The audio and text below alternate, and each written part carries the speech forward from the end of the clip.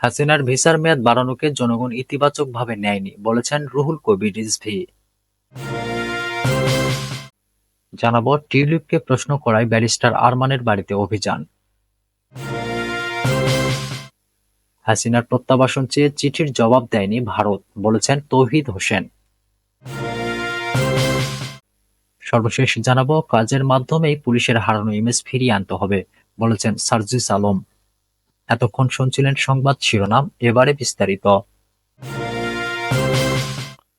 হাসিনার ভিসার মেয়াদ বাড়ানোকে জনগণ ইতিবাচকভাবে নেয়নি বলেছেন রুহুল কবির রিজভী।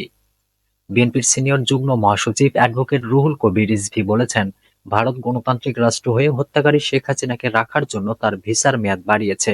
এটাকে বাংলাদেশের মানুষ ইতিবাচকভাবে নেয়নি। যেখানে গণতন্ত্র থাকবে সেখানে আইনের শাসন থাকবে, কিন্তু বাংলাদেশের ক্ষেত্রে দেখেছি ভারত আইনের শাসন মানে না, সবসময় আগ্রাসী মনোভাব নিয়ে কাজ করে। বুধবার ২৪-এর ছাত্র জনতার গণ আন্দোলনে গেন্ডারিয়া আদর্শ স্কুলের দশম শ্রেণীর ছাত্র শহীদ শাহরিয়ার খান আনাসের পরিবারের সাথে দেখা করে বিএনপির ভারপ্রাপ্ত চেয়ারম্যান তারেক রহমানের বার্তা পৌঁছে দিতে এসে তিনি এই কথা বলেন। যারা আন্দোলনকারী সহ শিশু বাচ্চাদের হত্যা করেছে তাদের কি বিচার হবে না? অন্তর্বর্তী সরকারের কাছে এমন প্রশ্ন রেখে রিজভী বলেছেন, আইন শৃঙ্খলা বাহিনীর পুলিশ সদস্যরা মিডিয়ার সামনে প্রকাশ্যে শিশু তরুণ যুবকদের গুলি করে হত্যা করেছে, অথচ তাদের কেন গ্রেপ্তার করা হচ্ছে না? তিনি বলেন, জুলাই আগস্টের হত্যাকারীদের সবার আগে গ্রেপ্তার করে বিচারের মুখোমুখি করা উচিত ছিল সরকারের। এ সরকার তো রক্তস্নাত সরকার, কারণ শিশু যুবক কৃষক শ্রমিকদের রক্তের উপর এ সরকার গঠিত হয়েছে। এ সরকারের দায়িত্ব জনগণের আহারের নিশ্চয়তা দেয়া। আজকে শেখ হাসিনার জন্য কেউ কেউ মায়া কান্না কাঁদে, এমনটি জানিয়ে তিনি বলেন, আমি আনাস ও ইয়াসিনের পরিবারের আর্তনাদ ও মায়েদের কান্না শুনতে বলি তাদের, যাদের রক্তের বিনিময়ে পরিবর্তন পেলাম। ১৭ বছরের বসে থাকা হিংস্র ক্ষুধার্ত হায়না পালিয়ে যেতে বাধ্য হয়েছে। তারপরও শেখ হাসিনার জন্য যারা মায়া কান্না কাঁদেন তাদের প্রতি ধিক্কার জানানো ছাড়া আর কিছুই বলার নেই। ছাত্র জনতার রক্তের উপর দিয়ে অন্তর্বর্তী সরকার গঠিত হয়েছে জানিয়ে রিজভী বলেন, এটা ইউনূস সরকারকে বুঝতে হবে কেন আন্তর্জাতিক আর্থিক সংস্থার প্রেসক্রিপশনে সাবানের গুঁড়া, দুধ ও ঔষধের দাম বাড়বে, কেন সেগুলোর পর ভ্যাট বাড়ানো হবে। এর জন্য কি আনাস জুনায়েদরা রক্ত দিয়েছে? জনগণ যদি তার জিনিসপত্র স্বাভাবিক মূল্যে কিনতে না পারেন তাহলে জুনায়েদ, আনাস, ইয়াসিনদের রক্ত বৃথা যাবে। সেই সাথে তিনি বলেন, আজ ইতিহাস বিকৃত করেছে শেখ হাসিনা, আর শহীদরা তো রক্ত দিয়েছেন প্রকৃত ইতিহাস লেখার জন্য। তাহলে এখনো কেন আওয়ামী লীগের দোসররা রাষ্ট্রের গুরুত্বপূর্ণ জায়গায় বসে থাকবে, এমন প্রশ্ন রাখেন তিনি। রিজভী বলেন, আজকে জানুয়ারির ৮ তারিখ, এখনো ৫১% শিক্ষার্থী তাদের বই পাননি। আবার দেখা গেছে প্রিন্টিং মিস্টেক। এর জন্য কে দায়ী? এর জন্য দায়ী যারা মুদ্রণের সাথে জড়িত, আর সেই ব্যক্তি হচ্ছেন শেখ হাসিনার একজন ঘনিষ্ঠ দোসর। টিউলিপকে প্রশ্ন করায় ব্যারিস্টার আরমানের বাড়িতে অভিযান।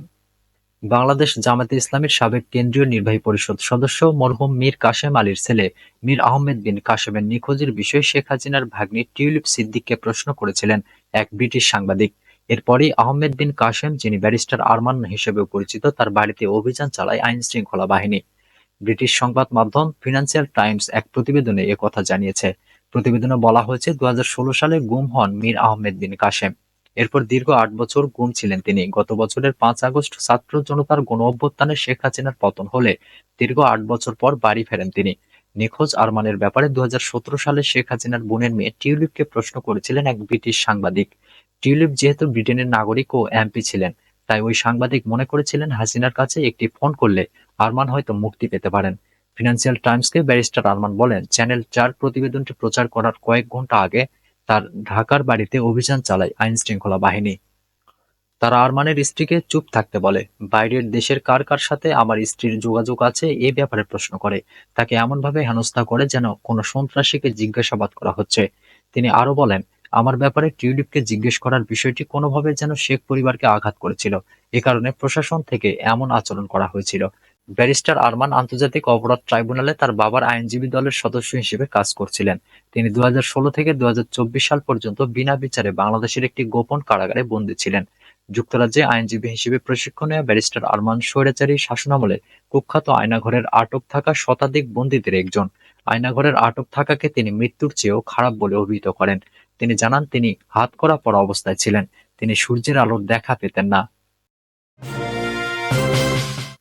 হাসিনার প্রত্যাবাসন চেয়ে চিঠির জবাব দেয়নি ভারত বলেছেন তৌহিদ হোসেন।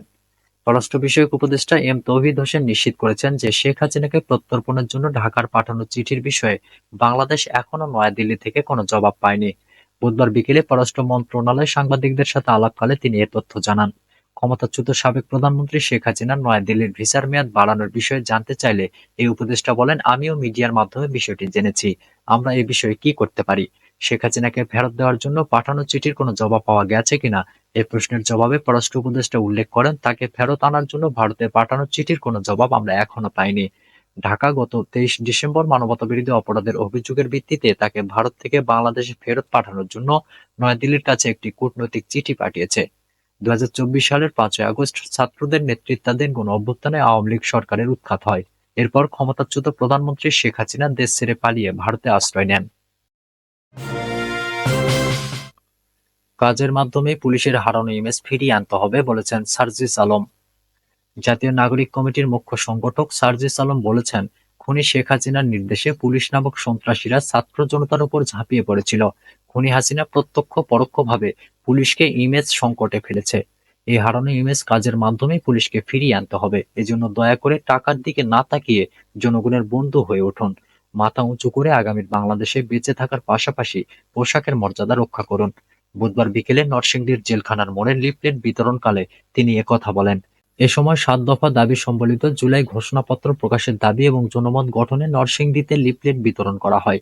এ সময় পথসভায় জাতীয় নাগরিক কমিটির মুখ্য সংগঠক, সাধারণ সম্পাদক ও জুলাই আগস্ট ২৪-এর সমন্বয়ক সার্জিস আলমের সঙ্গে ছিলেন জাতীয় নাগরিক কমিটির যুগ্ম আহ্বায়ক সরওয়ার তুষার। বৈষম্য বিরোধী ছাত্র আন্দোলন ও জাতীয় নাগরিক কমিটির আয়োজনে এই কর্মসূচিতে নরসিংদী ও শিবপুরের শত শত সমন্বয়ক, শিক্ষার্থী জনতা অংশ নেয়। পরে দিনব্যাপী নরসিংদীর শিবপুর সদর, ইটাখলা, ভোলানগর সহ বিভিন্ন স্থানে লিফলেট বিতরণ কার্যক্রম পরিচালনা করে বৈষম্য বিরোধী ছাত্র আন্দোলন ও জাতীয় নাগরিক কমিটি। সার্জিস আলম বলেন, বৈষম্য বিরোধী ছাত্র আন্দোলন তথা জুলাই অভ্যুত্থানের নেতৃত্বের কথা পরিষ্কার করে ঘোষণাপত্রে উল্লেখ থাকতে হবে। অভ্যুত্থানে আওয়ামী খুনি ও ফ্যাসিস্টদের বিচার নিশ্চিত করার স্পষ্ট অঙ্গীকার ব্যক্ত করতে হবে। 1947 সালের পাকিস্তানের আন্দোলন, 71-এর মুক্তিযুদ্ধ এবং 2024-এর জুলাই অভ্যুত্থানের ধারাবাহিকতা পরিষ্কার করতে হবে। প্রত্যেকটি বিষয় গুরুত্বপূর্ণ। ফ্যাসিবাদী রাষ্ট্র ব্যবস্থার মূল ভিত্তি সংবিধান বাতিল করে নির্বাচিত গণপরিষদ গঠনের মাধ্যমে সম্পূর্ণ নতুন গণতান্ত্রিক জনগণের সংবিধান প্রণয়ন করতে হবে। যে সংবিধান জনগণের কথা বলবে সে সংবিধান থাকবে, যে ধারা জনগণের কথা বলবে না সে ধারাগুলো সংবিধানে থাকতে পারবে না। তিনি আরো বলেন, নতুন রাজনৈতিক বন্দোবস্তে সব ধরনের বৈষম্য নিরসনের মধ্য দিয়ে নাগরিক পরিচয় প্রদান করে রাষ্ট্র কাঠামো গড়ে তোলার প্রতিশ্রুতি থাকতে হবে।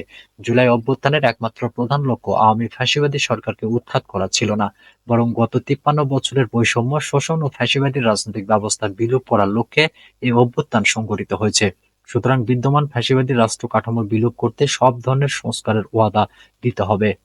সার্জিস বলেন, আমাদের বিভিন্ন ভাগে ভাগ করা যাবে না, ধর্মের দোহাই দিয়ে ভাগ করা যাবে না, পেশা দিয়ে ভাগ করা যাবে না। সবার সমান নাগরিক সুবিধা থাকতে হবে। একজন ভিআইপি সুবিধা পাবে, অন্যজন পাবে না, তা আর হবে না। অন্তর্বর্তীকালীন সরকারকে নির্দিষ্ট সময়ের মধ্যে জুলাই অভ্যুত্থানের ঘোষণাপত্র পুরো দেশের সামনে ঘোষণা করতে হবে।